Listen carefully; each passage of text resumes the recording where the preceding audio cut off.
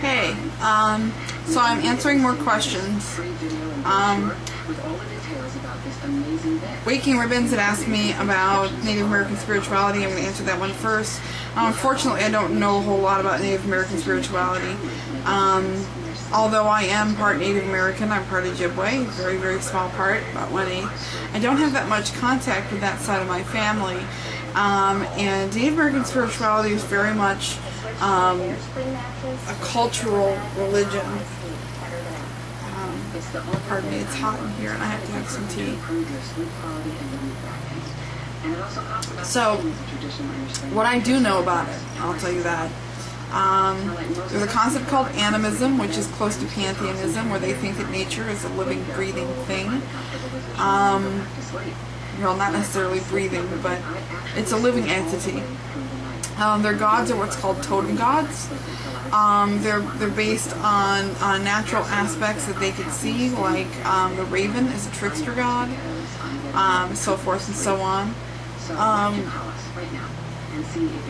They had practices of, like rites of passage called vision quests, where they can go into something like a sweat lodge, or have a chemical-induced experience that helps them guide them in their lives. And that's about all that I know. I mean, I don't really know that much about Native American spirituality. I wish I could help you more. It's not my field of expertise. Thiurthiawindsong, you had asked about the elements and why the elements have the directions that they do. Well, I can tell you why I adhere to the elements the way that I do, which is, north being earth, south being fire, west being water, and east being air. Well, let's break it down into a couple. Let's break it down into a couple sub categories for you. There are 2 masculine and 2 feminine elements. Why are there masculine elements and feminine elements, you might ask yourself? Well, the idea of femininity is that the idea of receptive energy. As women, we receive things into ourselves. We are the receptive half of creation. Obviously, men are the projective half. And without getting too graphic, it's pretty obvious by our anatomy that that's true.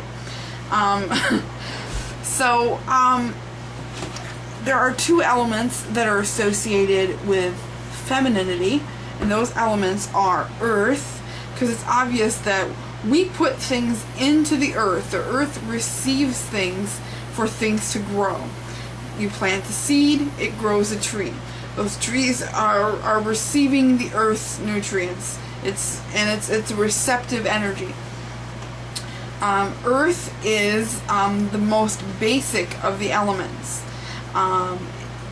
Being that it's a feminine element and it's not associated with anything that's projective, it would be cold and dry in its natural state. So cold and dry means winter. So earth, winter. So now that we have those 2 connotations, we can easily see why earth would be the easiest place to put earth psychologically.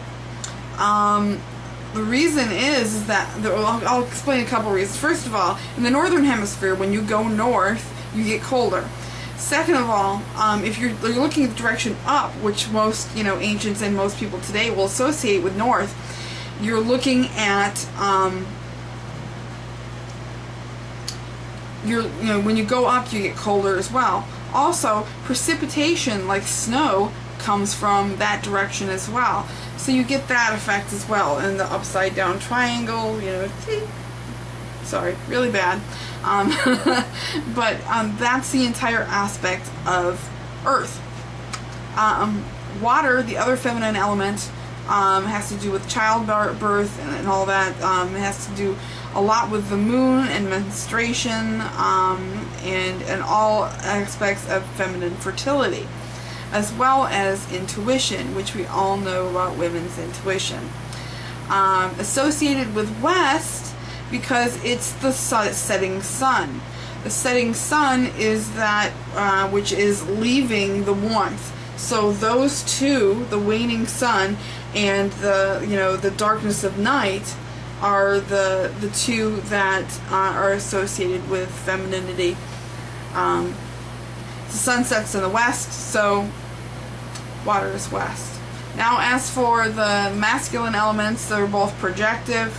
Obviously, east, new beginnings, freshness, clarity of mind, is going to be the rising sun, which would be east. And then, of course, fire is the southern element, because the closer you get to the earth, the hotter it is, and the closer you get to the equator, the hotter it is as well. I hope that helps you understand that. Now, with that said, if you have other connotations that make more sense to you, you can use those connotations. They're not exclusive. Calling of the elements is something where you're bringing that elemental aspect out of you by using keys. The keys that you use, like the words that you say, hail to the guardian in the watchtower of the north, or whatever it is that you say to bring about change within yourself. So with that said, if you think that north is air, go for it. But I'm just telling you why I think the way that I do. Now, I know that there's probably other people who want video responses from me that I have not covered yet. Because of the amount of emails that I'm getting, the amount of messages that I'm getting, the amount of videos that I'm getting, it's almost impossible for me to keep up with everybody's video response requests.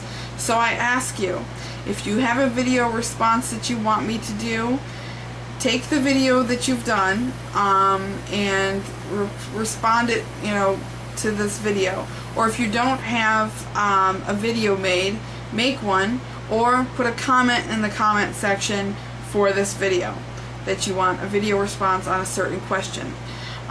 Video responses are best, they're most memorable, so if you have a question to ask it for the video response more. Now, with that said, how many of you guys are on Stickcam? Thinking about doing a Q&A section on Stickcam. Wanted to know what you guys thought about that. Thinking about doing it tomorrow night around, we'll say 9 p.m. Does that sound alright for everybody? Can you join me in Stickcam 9 p.m. Central? My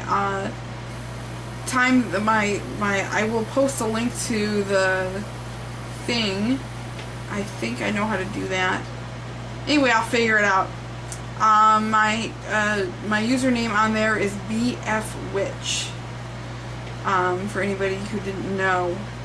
And we can all talk about, if you have a question to ask or something like that, I might be able to answer you instantaneously. If it's something really intricate, I might have to go research it. But for other things, if you want to ask me an instantaneous question, please do so. Now, I'm not going to be getting into any debates at this time. If you want to debate me, we can do that at a different time. Obviously, there are quite a few people who are going to want to debate me as well. But I'm just going to be doing a Q&A session. I'm not going to be doing a big, your religion or my religion, which one's better and whose dick is bigger and all that. Anyway, I'm going to end this video because it's going to be long, and I'll talk to y'all later. Oh, I was going to mention something. If you like Native American spirituality and you're looking for a good book to read, there's this book, and it's a fiction book, but she does talk about Native American spirituality. The name of the book is The Painted Drum, and it's by Louise Erdrich. Sorry, it's backwards.